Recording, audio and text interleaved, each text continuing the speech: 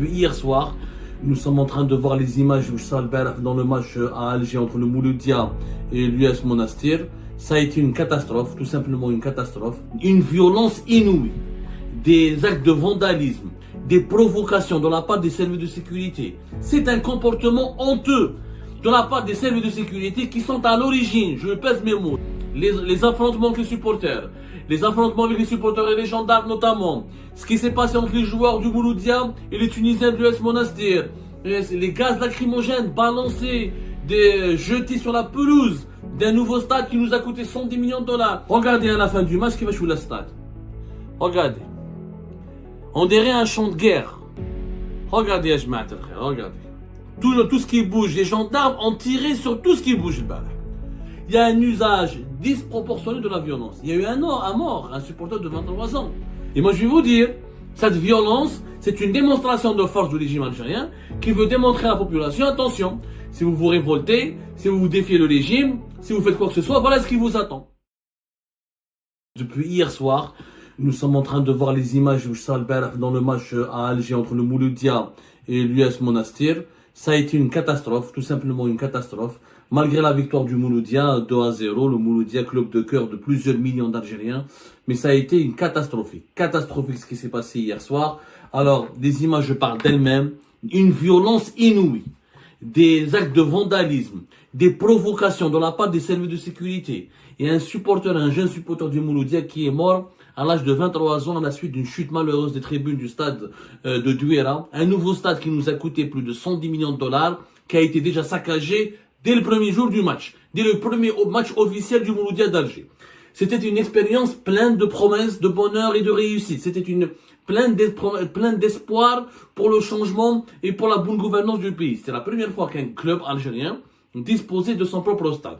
Le stade à la Pointe à Douéra, qui a été inauguré officiellement le 5 juillet 2024 par Abdelmajid Tebboune, qui a été offert et dédié au club de Mouloudia d'Alger. C'était la première fois qu'un club algérien devait donc gérer et posséder sa propre infrastructure et son propre stade. Mais c'était tout simplement, on pensait que voilà, ça allait bien se passer, que c'est le début du professionnalisme en Algérie, qu'enfin le football va se professionnaliser, qu'enfin l'Algérie aura des stades flambant neufs et des stades dignes de la modernité, conformes aux standards de la modernité, au lieu de jouer toujours au 5 juillet ou la Blida, ou là dans des stades catastrophiques, vieux, âgés pratiquement de plus de 40 ans, 50 ans voire, et des stades poubelles. On a rêvé, on s'était permis de rêver que maintenant on a le stade de Beraki, on a le nouveau stade de Ali Abdel Douéra, on a le stade de Tizi Ouzou, le nouveau stade d'Oran. Enfin, on pensait que notre pays était sorti de ce sous-développement crasseux qui faisait rire nos voisins et toute la communauté internationale, qui ne comprenait pas comment un pays comme l'Algérie, avec son pétrole et son gaz et ses richesses, n'avait même pas un stade digne de ce nom. On a eu les stades, mais malheureusement, encore une fois, c'est ce qui s'est passé hier dans le match entre l'US Monastir et le Mouloudia d'Alger, l'US Monastir, le club tunisien, ça démontre qu'on a beau, même si en Algérie, on peut offrir à l'Algérie et aux Algériens un palais en or et en diamant, s'il n'y a pas la bonne gestion, rien ne pourra être vraiment géré et correctement, rien ne pourra avancer, rien ne pourra se développer, rien de constructif ne peut voir le jour en Algérie tant que nous ne pourrons pas avoir une véritable gestion. Des scènes de violence, je vous montre les images parlent d'elles-mêmes, elles sont extrêmement choquantes, elles sont indignes. À la place de Abdelmajid Tebboune, il devrait avoir honte, il devrait en tant que président de la République demander l'ouverture d'une enquête en extrême urgence. C'est un comportement honteux de la part des services de sécurité qui sont à l'origine, je pèse mes mots, j'ai fait une enquête, les affrontements avec les supporters, et les gendarmes notamment, ce qui s'est passé entre les joueurs du Mouloudia et les Tunisiens de l'US Monastir, les gaz lacrymogènes balancés, jetés sur la pelouse d'un nouveau stade qui nous a coûté 110 millions de dollars. Tout ce qui s'est passé hier soir, l'anarchie, la mauvaise gestion, est de la responsabilité des services de sécurité. Le Mouloudia d'Alger hier, il est innocent, il a fait son travail. Le Mouloudia d'Alger, ils ont imprimé des tickets, ils ont réparti les places, ils ont choisi selon chaque ticket selon une certaine catégorie. Il voulait, le Mouloudia a préparé le premier match officiel d'une compétition internationale qui est la Ligue des champions africaine, la compétition interclub la plus prestigieuse sur le continent africain, la Ligue des champions africaine. Donc, le Mouloudia a préparé, et il voulait que ça soit une fête réussie. Tout a été préparé au niveau du club. Il a fait des tickets, il a aussi organisé, il s'est mobilisé. Sauf que les services de sécurité, les gendarmes, la gendarmerie nationale, je ne comprends pas pourquoi les gendarmes ont été mobilisés pour un match de football. C'est pas leur métier. Ce sont des militaires. Ils sont censés travailler dans des zones qui ne sont pas urbaines, dans des zones rurales. Ils sont censés lutter contre le terrorisme. Ils sont censés lutter contre contre la criminalité sous toutes ses formes, contre les gangs, etc. Je ne comprends pas pourquoi on les a mêlés à la gestion d'un match de football. Normalement, c'est la police qui a beaucoup plus d'expérience. Mais les gendarmes ont décidé de fermer les accès, de ne garder qu'un seul accès. Un peu comme en Algérie, depuis l'inauguration du stade de Berkay, pratiquement depuis 2022, on a un problème kbir. C'est quoi le problème? C'est qu'en Algérie, on construit des infrastructures, on ramène le président on ramène le chef de l'État pour les inaugurer, mais on oublie que une infrastructure, que ce soit un stade, ou là que ce soit une foire, ou là une cité, ou là des logements, là, il faut garantir des accès, il faut que ce soit des sites et des infrastructures accessibles pour le grand public, il faut surtout qu'il y ait des parkings. Parce que voilà, on a des gens, on est dans la modernité, on est en 2024, on est dans une époque où il faut utiliser les voitures, les transports collectifs, les bus, les voitures, pour que les personnes stationnent et puissent descendre et accéder au stade, ou accéder à ces infrastructures. Berkay, quand il a été inauguré en janvier 2023, jusqu'à aujourd'hui encore, il y a un problème de stationnement, il y a un problème d'accès. Il y a un problème d'accès, parce que Berkay est situé au niveau de le chemin de Wilaya 115 entre Harrach et Berkay, très difficile d'accéder. Comme il n'y a pas de parking, ils ont construit un parking de 2000 places. Ça ne suffit pas et le parking n'a même pas été ouvert. Jusqu'au jour d'aujourd'hui, depuis janvier 2023, le parking de Stade de Berkay n'est pas ouvert. Du coup, les supporters doivent venir de loin, ou la station est loin, marcher à pied, ou utiliser les bus de l'ETUSA, qui est l'organisme public chargé de gérer les bus, pour les emmener jusqu'au Stade de Berkay. C'est-à-dire que ça a créé énormément. Donc quand on vient en famille, c'est une mésaventure d'aller voir un match dans le beau stade de Berkay Nelson Mandela, qui a abrité les épreuves, les matchs de la Coupe d'Afrique des Nations des joueurs locaux en janvier 2023, et ça s'est mal passé. D'ailleurs, le stade il commence à être mal entretenu, sa pelouse commence à se dégrader. D'ailleurs, il y a eu beaucoup de dégradations. On a vu des images cet été 2024 qui ont été choquantes. Il y a un gros problème d'accès. Donc, les parkings n'est pas ouverts.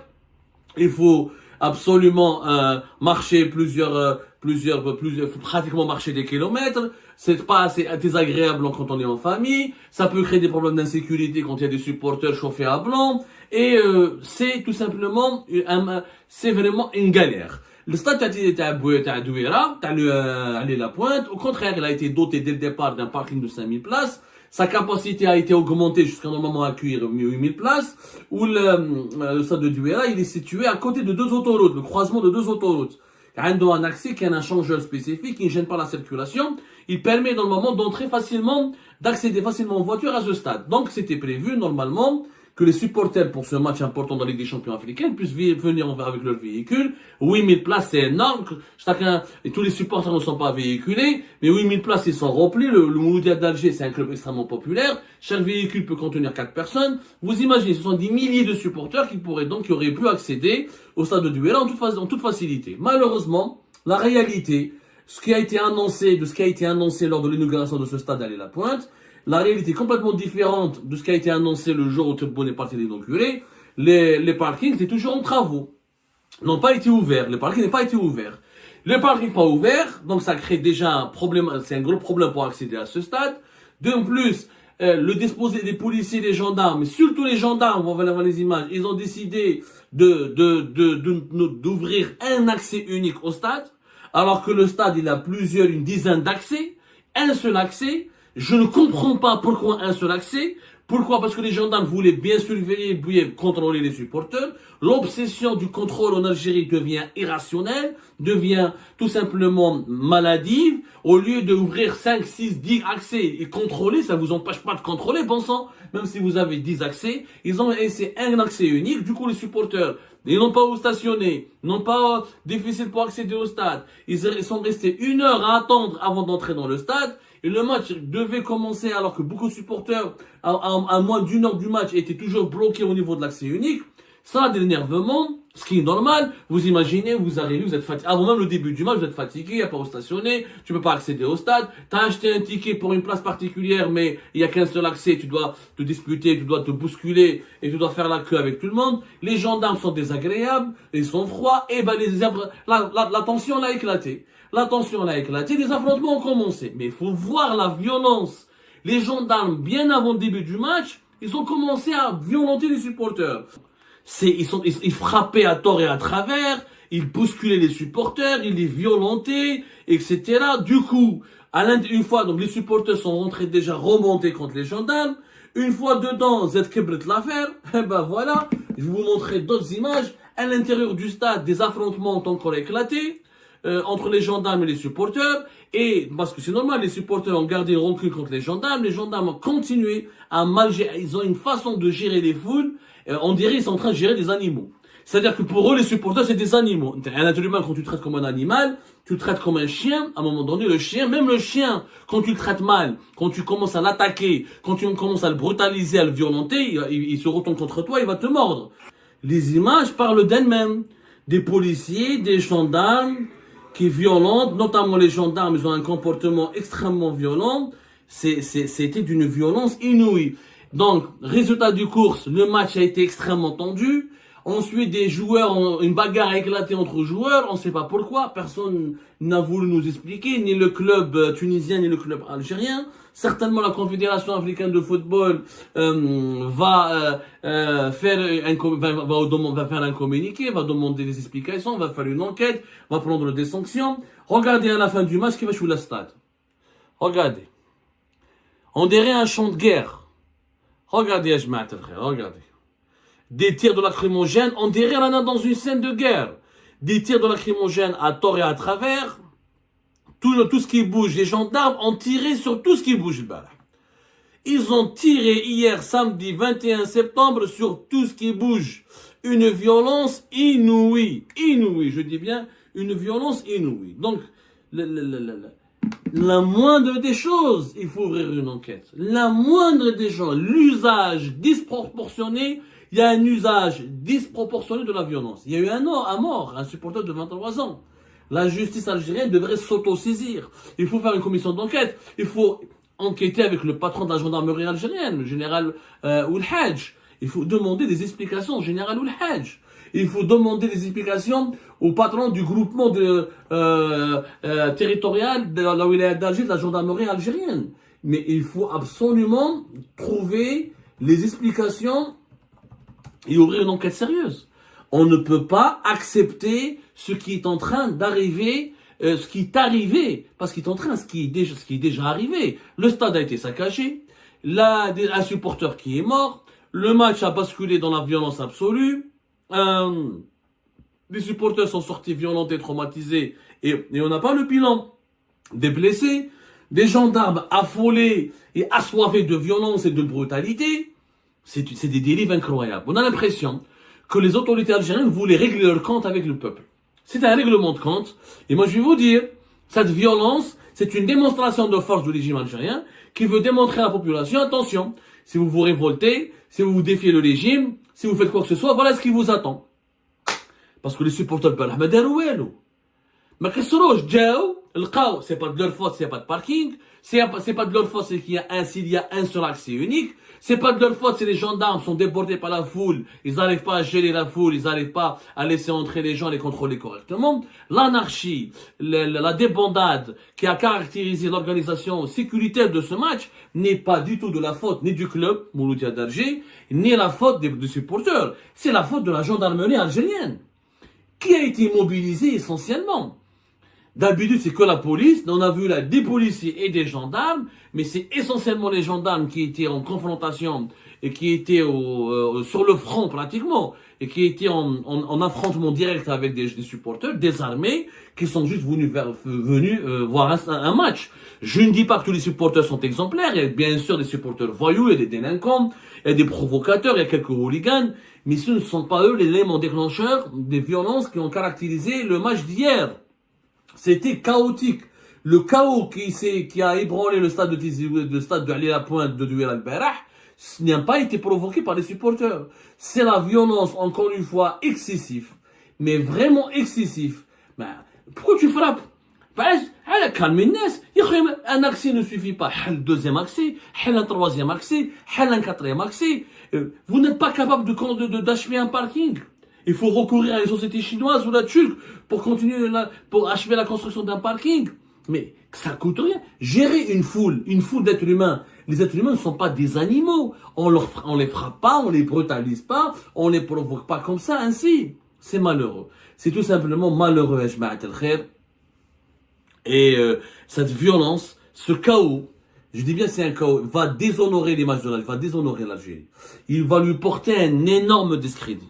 Et il démontre encore une fois que les services de sécurité en Algérie ont carte blanche pour violenter en toute impunité et avec tous les pouvoirs qui leur ont, ils ont le feu vert pour violenter en toute impunité n'importe quel citoyen. Aujourd'hui, le citoyen algérien peut être frappé comme un chien, peut être brutalisé. Il n'a pas le droit de s'exprimer, il n'a même pas le droit de contester. Je suis désolé, ce qui s'est passé hier, ces brutalités policières et les brutalités des gendarmes hier sont inacceptables, sont immorales. S'il n'y a pas une enquête qui est ouverte dans les heures qui vont venir, pas dans les jours, dans les heures qui vont venir, cela signifie que le régime algérien est en train d'utiliser les supporters comme bouc émissaire, pour régler ses comptes avec la population, pour les sacrifier sur l'autel de la violence, afin de terrifier encore davantage la population, pour la soumettre encore plus au diktat de la peur et de la terreur, afin qu'une personne ne puisse s'exprimer, ni contester, ni protester contre la mauvaise gouvernance des dirigeants du régime.